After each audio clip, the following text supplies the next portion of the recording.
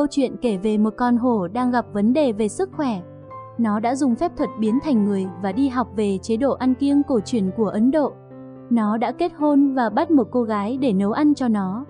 Liệu cô gái có thể trốn thoát và tìm được hạnh phúc thực sự? Bài học từ câu chuyện thú vị này là đừng để bị lừa dối bởi vẻ bề ngoài hào nhoáng. Hãy tìm hiểu kỹ trước khi đưa ra quyết định quan trọng. Và đừng từ bỏ hy vọng. Hãy kiên trì trong việc tìm kiếm hạnh phúc. Tình yêu và sự quan tâm mới là chìa khóa để đạt được hạnh phúc bền lâu.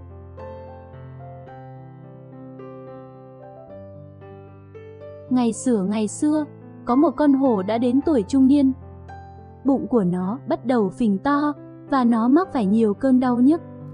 Những cơn đau này khiến nó cáu kỉnh và hung dữ hơn bản tính vốn có.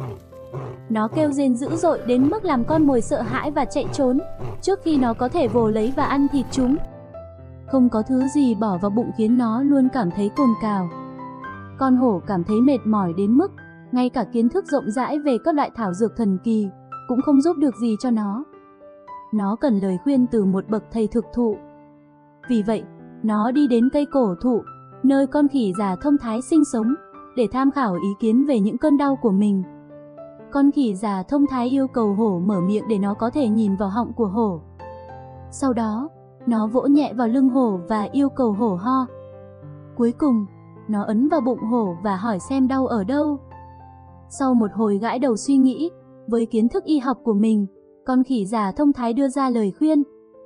Theo quan điểm của tôi, cậu ăn quá nhiều thịt đỏ, và đây là nguyên nhân gây ra sự khó chịu. Ông không nghĩ là tôi sẽ ăn cậu đậu nên lăng cân chứ? nhắc việc ăn chay. Hổ ngạc nhiên hỏi. Ông không nghĩ là tôi sẽ ăn đậu lăng chứ? Chú hổ ngạc nhiên hỏi. Tại sao không? Ăn đậu lăng rất tốt cho sức khỏe, và tôi nói cho cậu biết, ở nơi tôi đến, nó là một trong những thực phẩm chính quan trọng nhất. Tôi là loài động vật cao quý nhất trong rừng. Tại sao tôi phải ăn một thứ thức ăn tầm thường như vậy?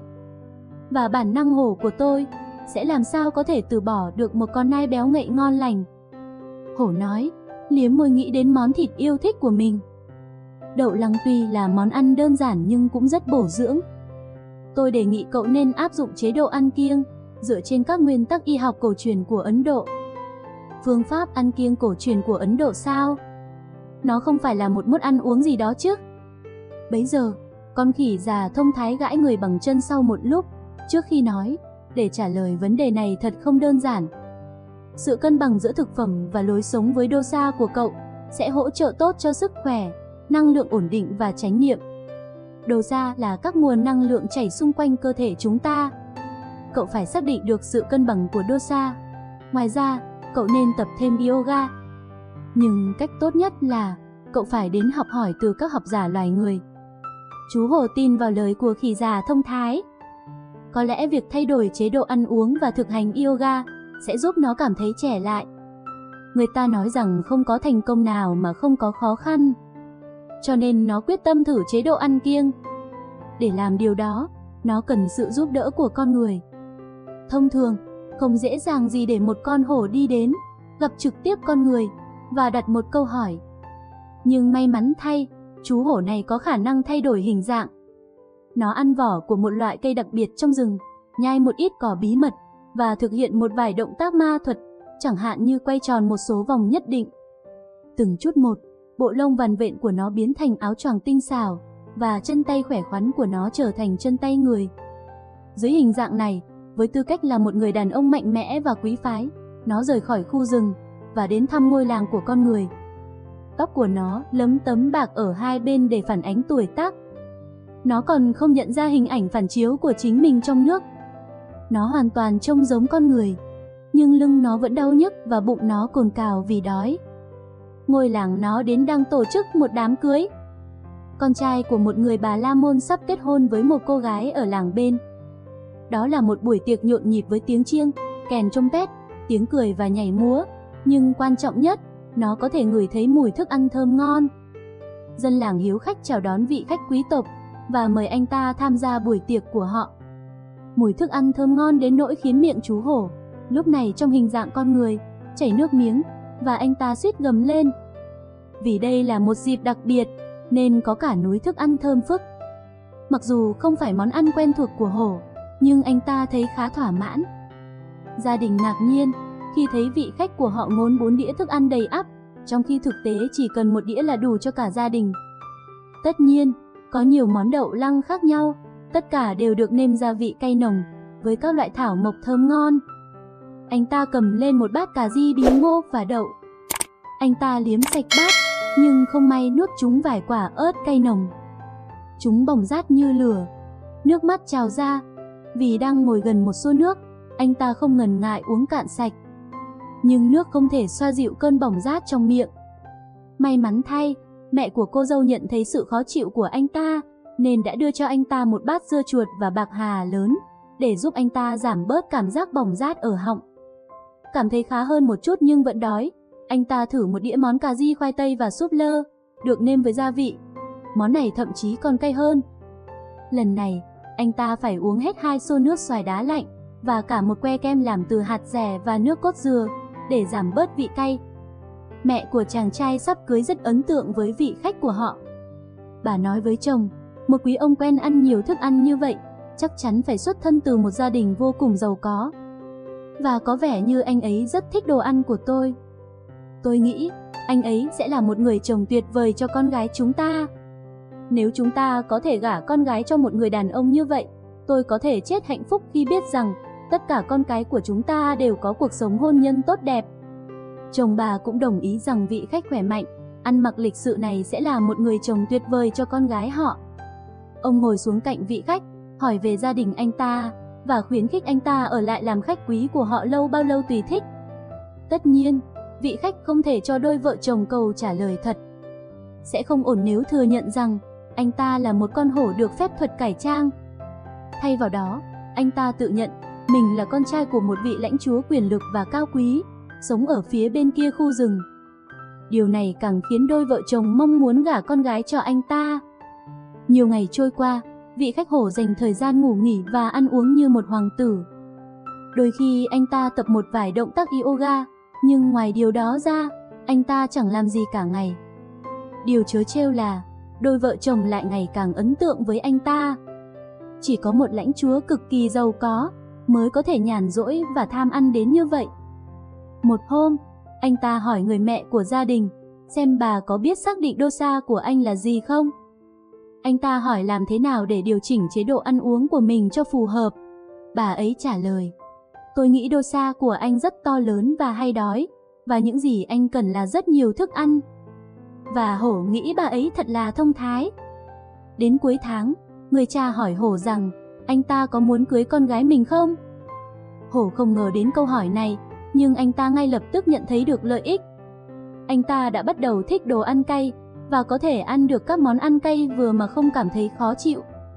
Có lẽ khám phá tuyệt vời nhất của anh ta chính là trà, một loại trà đặc biệt, được làm từ các thành phần giúp dạ dày dễ chịu. Và sau mỗi bữa ăn thịnh soạn, món trà thơm ngọt ngào này là thứ anh ta mong đợi nhất. Vòng bụng tuổi trung niên của anh ta đã biến mất, cùng với đó là tất cả những cơn đau nhức đều biến mất. Anh ta cảm thấy trẻ hơn 10 tuổi. Từ trước đến giờ, anh ta chưa bao giờ cảm thấy khỏe hơn như vậy. Tuy nhiên, sâu thẳm trong anh vẫn là một con hổ và khao khát được trở về rừng sâu. Nhưng khi quay về, sẽ không có ai nấu cho anh ta món đậu lăng, bánh rán với me chua hoặc nước sốt me, hay món khoai tây và rau. Đã đến lúc về anh sống ta cùng sẽ anh quay lại với thói điện. quen ăn thịt. Và chắc chắn, những cơn đau nhức sẽ quay trở lại. Nhưng giờ đây, đã có giải pháp. Anh ta sẽ cưới một cô gái quý tộc biết nấu ăn. Kế hoạch này khiến anh ta rất hài lòng. Anh ta nhanh chóng đồng ý. Không lâu sau, cặp đôi kết hôn. Gần một tuần sau khi bữa tiệc kết thúc, hổ nói với cô dâu của mình, hãy chuẩn bị đi nào. Đã đến lúc về sống cùng anh trong cung điện. Nhưng dĩ nhiên, anh ta thực sự không có cung điện, chỉ có một hang ổ ở giữa rừng. Anh ta sẽ không nói điều đó với cô dâu, bởi vì cô ấy sẽ không muốn đi cùng anh ta nếu biết sự thật rằng cô ấy đã kết hôn với một con hổ ngụy trang. Và thế là, giữa những giọt nước mắt và lời chúc phúc của cha mẹ, người đàn ông hổ và cô dâu của anh ta rời đi, theo con đường mòn xuyên qua khu rừng. Anh ta dẫn đường, vẫn trong hình dạng một con người. Đến giữa trưa, cô gái cầu xin chồng dừng lại để cô có thể nghỉ chân và ăn một chút thức ăn mà mẹ cô đã chuẩn bị. Ta có lấy nhầm một kẻ yếu đuối không? Anh chồng hổ gầm gừ. Còn quá sớm để dừng lại. Hãy tiếp tục đi. Vì vậy, cô gái lê bước mệt mỏi trên đường. Không lâu sau, người cô nóng bức và khó chịu, còn bàn chân thì vô cùng đau đớn. Làm ơn, chồng yêu quý, chúng ta có thể dừng lại bây giờ không? Cô cầu xin. Anh ta gầm lên, chừng nào ta nói dừng thì mới dừng. Khuôn mặt và giọng nói của anh ta dữ tợn, đến mức cô không dám cãi lại. Cuối cùng, cô kiệt sức đến mức ngồi phịch xuống một tảng đá, không thể đi tiếp được nữa. Cô nói, em không thể bước thêm bước nào nữa. Anh đe dọa, đứng dậy, nếu không ta sẽ cho nàng thấy bản chất thật của ta. Anh muốn làm gì thì làm, cô trả lời. Anh đã tiết lộ bản chất thật của mình với em rồi. Anh không phải là một người cao thượng, như cách anh giả vờ với cha mẹ em. Anh là một kẻ tàn nhẫn và vô tâm. Cô nói đúng đấy, anh chồng hổ tuyên bố, ngay lập tức biến trở lại thành hổ, bản chất thật của hắn. Cô gái sợ hãi đến mức không thể hét lên nổi. Cô chết lặng tại chỗ, và con hổ kéo lê cô về hang ổ của nó. Sáng hôm sau, nó nói cho cô biết những gì cô phải làm. Cô phải nấu ăn cho nó, chỉ món ăn hảo hạng, và nó cần rất nhiều thức ăn. Nhưng cô gái có thể dùng gì để nấu ăn? Cô phải đi tìm lá cây, rau thơm, quả ngọt và hạt. Cả ngày cô chỉ hái lượm và nấu nướng. Con hổ chỉ cảm thấy đói khoảng 2 lần một tuần. Nhưng khi nó ăn, nó cần một bữa khổng lồ, phải mất vài ngày để chuẩn bị. Cô gái khổ sở vô cùng. Cô đã bị lừa dối rằng mình sẽ có một cuộc sống xa hoa nhàn hạ, và giờ đây cô lại ở đây với một mớ cỏ khô làm gối. Và cả ngày chỉ làm việc, làm việc, làm việc. Cuối cùng, một con quạ thương hại cô gái tội nghiệp và nói, nếu cô cho ta biết gia đình cô sống ở đâu, ta sẽ đưa tin đến cho họ biết rằng chồng cô đã lộ bản chất thật của mình, là một con hổ được phép thuật cải trang. Cô gái trả lời, ôi, quạ thân mến, cảm ơn ngươi. Cô chỉ ngôi làng của mình ở đâu, và làm thế nào để tìm ngôi nhà của gia đình mình. Và con quạ bay đi.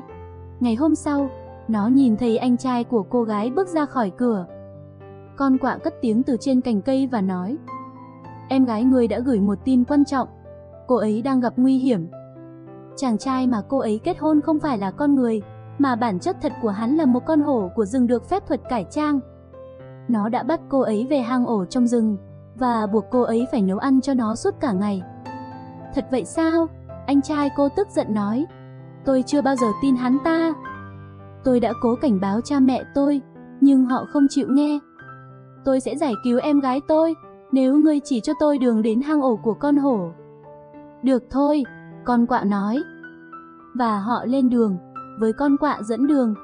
Khi họ đi vào rừng thì gặp một con lừa đi lạc. Thật là may mắn, anh trai nói. Tôi biết em gái tôi sẽ mệt mỏi. Con lừa này sẽ giúp được em ấy. Vì vậy, anh trai dắt con lừa đi theo.